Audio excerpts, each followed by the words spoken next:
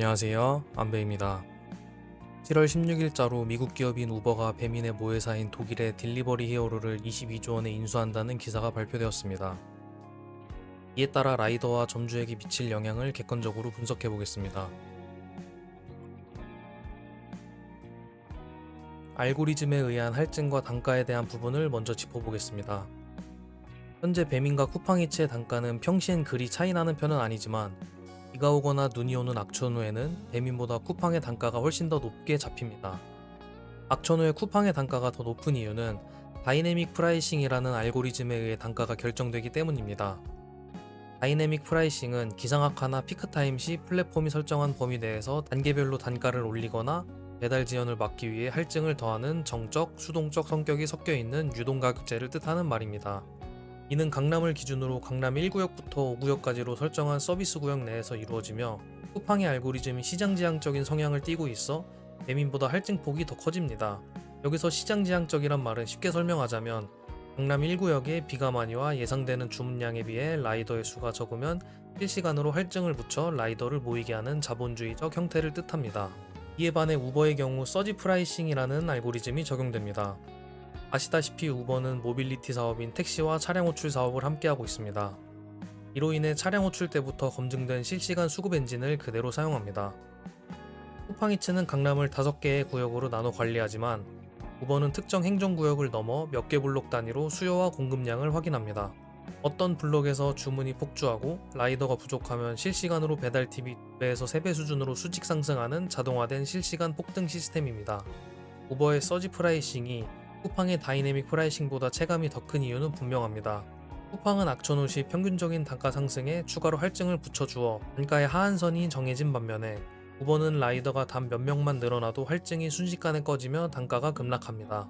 기상 상태가 나쁘더라도 주변에 라이더가 밀집해 있다면 단가가 순식간에 바닥을 칠 수 있어 기존 국내 플랫폼보다 시간별, 구역별 단가의 널뛰기 현상을 훨씬 격렬하게 체감하게 됩니다. 다음은 단가에 대한 예측입니다.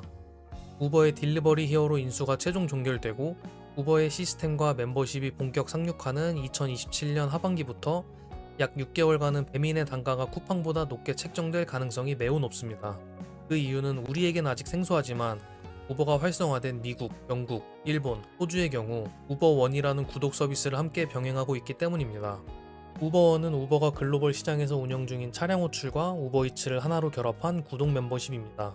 우버원의 주요 혜택 중 2가지는 이렇습니다. 첫째, 우버원 마크가 붙은 레스토랑 및 식료품점에서 일정 금액 이상 주문 시 배달 수수료가 0원이 됩니다.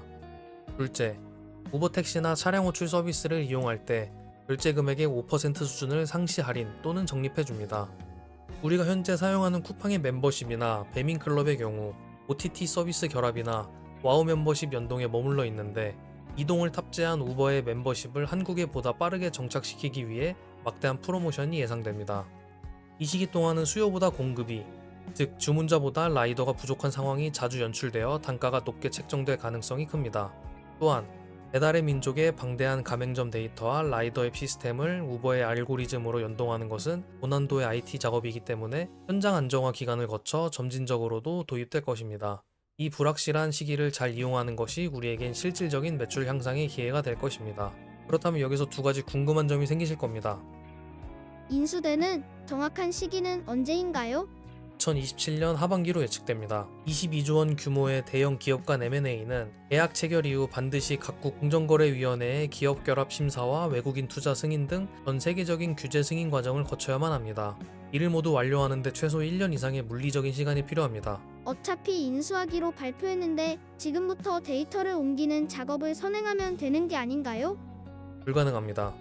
우버에게 100% 소유권이 넘어가기 전까진 아무런 작업을 할 수 없습니다.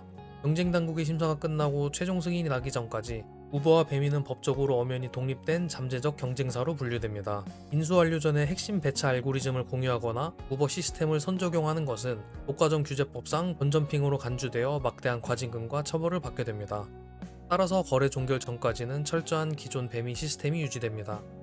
결과적으로 우리 라이더들은 모회사가 바뀌는 과도기에 오는 단가 차이나 프로모션을 최대한 잘 이용해야 하며 이에 맞춰 변화하는 쿠팡의 정책들도 유심히 지켜봐야 합니다. 조심스레 예측하자면 우버와 쿠팡의 피 터지는 경쟁으로 현장에서 발생하는 이득을 영리하게 차지하는 게 우리의 1차 목표가 되겠습니다. 첫 번째, 3년짜리 상생요금제와 글로벌 자본의 압박입니다.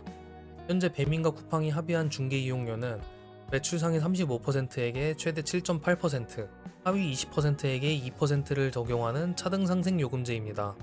겉보기엔 수수료가 내려간 것 같지만 이 합의의 유효기간은 단 3년입니다. 22조 원이라는 천문학적 금액을 투자해 딜리버리 히어로를 인수한 우버가 글로벌 평균 15%에서 30%에 달하는 자신들의 수익 모델을 포기하고 언제까지 이 7.8% 상한선을 유지해줄까요?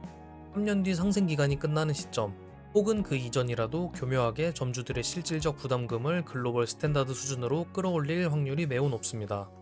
현재 우버가 주요 국가에서 시행 중인 표준 수수료율은 미국 최소 15에서 30%, 영국 30% 내외, 일본 35%, 호주 30% 수준으로 우리나라보다 최소 2배에서 4배 높게 책정되어 있습니다.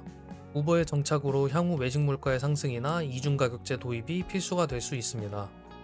두 번째, 조선모사 상생요금제와 우버원 멤버십의 함정입니다. 상생요금제에서 수수료율이 최대 7.8%로 낮아진 대신 상위 35% 매장의 점주부담 배달비는 최대 500원이 인상되었습니다. 수수료에서 깎아준 돈을 배달비로 다시 빼앗아가는 조선모사 구조입니다. 여기에 우버의 강력한 구독제인 우버원이 결합되어 소비자들이 배민 앱에 완벽하게 종속된다고 가정해봅시다. 소비자들은 배달비 무료 혜택에 긍정적이겠지만 이 락인 효과로 인해 배민의 시장 독점력은 지금보다 훨씬 강해집니다. 결국 점주들은 배달비가 500원이 오르든 1000원이 오르든 플랫폼을 이탈하지 못하고 울며 겨자 먹기로 비용을 감당해야만 하는 완벽한 의뢰 구조로 고착화됩니다. 현재도 플랫폼들은 본인들이 홍보하는 무료 배달 비용을 점주에게 부당하게 떠넘기고 메뉴 가격마저 마음대로 통제하는 최대우 강요로 공정위의 제재를 받기도 했습니다. 우버에 거대 자본이 들어온다고 해서 점주들의 이 완벽한 의뢰 굴레가 과연 쉽게 깨질 수 있을까요? 세 번째, 점주의 생존 무기입니다. 앞서 살펴본 영향만 보더라도 매장은 살아남기 힘듭니다. 매출 하위 20%에 머물며 2% 수수료에 안도하는 매장은 장기적으로 존속할 수 없고 매출을 올리기 위해 발버둥 치면 칠수록 더 높은 수수료율과 배달비 구간으로 진입하게 되는 모순된 구조입니다. 점주가 살 길은 단 하나입니다. 우버라는 거대 자본과 플랫폼의 알고리즘에 매장 운영을 맡기지 않고 자체적인 맛의 표준화, 즉 QC를 확립해야만 합니다. 어플 내 리뷰에 연연하기보단 오프라인 단골 고객이라는 독립된 데이터를 쌓아야만 거대한 지각 변동 속에서 내 브랜드를, 내 매장을 지켜낼 수 있습니다. 지금까지 글로벌 공룡 우버의 배민 인수가 우리 라이더들과 자영업자 사장님들에게 미칠 영향들을 현실적으로 짚어봤습니다. 결국 이 거대한 흐름이 보여주는 본질은 딱 하나입니다. 플랫폼은 더 이상 단순한 중개업자가 아니라는 것. 그리고 그들이 고도화하는 인공지능 알고리즘은 철저하게 자사의 이익 극대화를 위해 움직인다는 사실입니다. 그렇다면 우리는 눈뜨고 당하고만 있어야 할까요? 아닙니다. 흐름을 읽으면 생존할 구멍이 보입니다. 첫째, 라이더 여러분께 2027년 하반기 우버가 배민을 완전히 품고 우버원 멤버십을 앞세워 상륙하는 그 직후의 최소 6개월을 절대 놓치지 마세요. 시장을 장악하기 위한 거대 자본의 프로모션이 쏟아지며 라이더의 수요가 공급을 압도하는 단가 호황기가 열릴 것입니다. 이 시기를 우리의 실질적인 시드머니를 폭발적으로 늘리는 기회로 영리하게 이용해야 합니다. 그리고 그 기간이 끝나면 진짜 냉혹한 우버식 서지 프라이싱이 정착되었을 때는 무작정 도로 위에서 시간을 보내는 노동 집약적 운행 방식에서 벗어나야 합니다. 시간대별, 구역별로 요동치는 단가 데이터를 분석하고 피크타임과 비피크타임을 칼같이 구분해 치고 빠지는 기획형 라이더가 되어야만 살아남을 수 있습니다. 둘째, 자영업 사장님들에게 플랫폼이 만들어 놓은 상생요금제에 안주하지 마십시오. 그것은 3년짜리 시한부 방책일 뿐입니다. 우버가 시장을 완벽하게 독점하고 수수료를 글로벌 스탠다드로 끌어올리기 전에 내 매장만의 독립적인 생존 체력을 키워야 합니다. 배달앱 리뷰 하나에 목숨 거는 장사는 끝났습니다.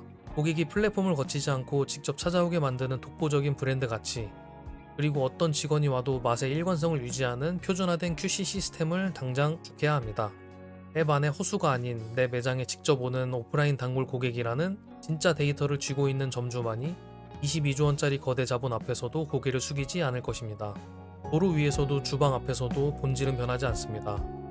시스템의 노예가 될 것인가? 시스템을 이용하는 주인이 될 것인가? 변화는 이미 시작되었습니다. 지금까지 안 배웠습니다. 시청해주셔서 감사합니다.